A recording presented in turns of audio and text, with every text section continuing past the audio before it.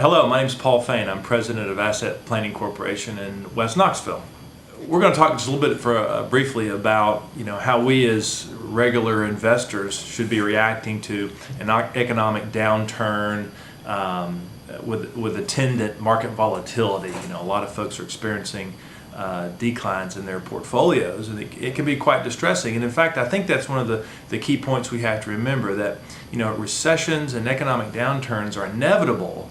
It's how we respond to those downturns that really determines our long-term investment success. When times are more troubled, more volatile, more anxiety prone, we need to do what we can do. We control what we can control. For example, our debt situation.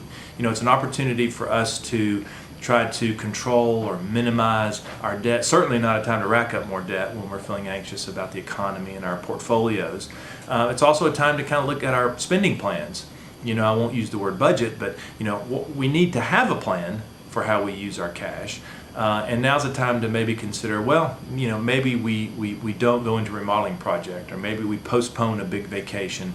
More dramatically, it might be a time not to look into a big career change, or moving, selling a house, or even retirement might need to be postponed at a time like this. It's in times like these that we wish we had more money in the bank, our cash reserves, our emergency funds. And of course, when the markets are going wildly positive, folks are thinking, cash is trash. I don't need to be earning 3% in a great bull market. I think it's important to be consistent.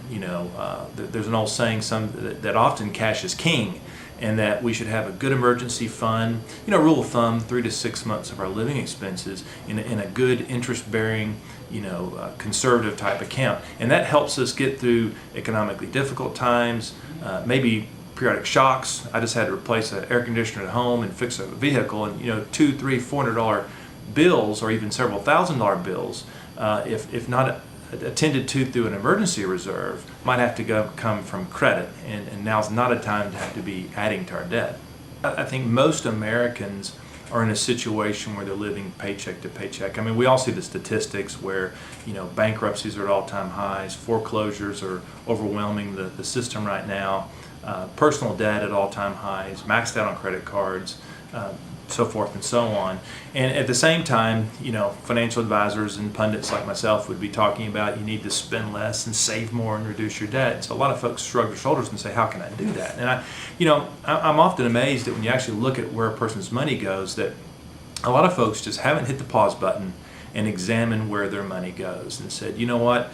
Truly, a cell phone and cable TV are discretionary. If I eat out at lunch every day, that $6 or $7 or $8 is probably discretionary. So there's always an opportunity for us to free up another $20 or $40 or $60 or $100 in our budgets, where we could use that to come up with a 1 or 2 or 3 year debt reduction plan, or where we could take that and increase our 401k contribution by $25, or open an IRA with $40, and or start to build that cash reserve up that helps us get through these economic downturns.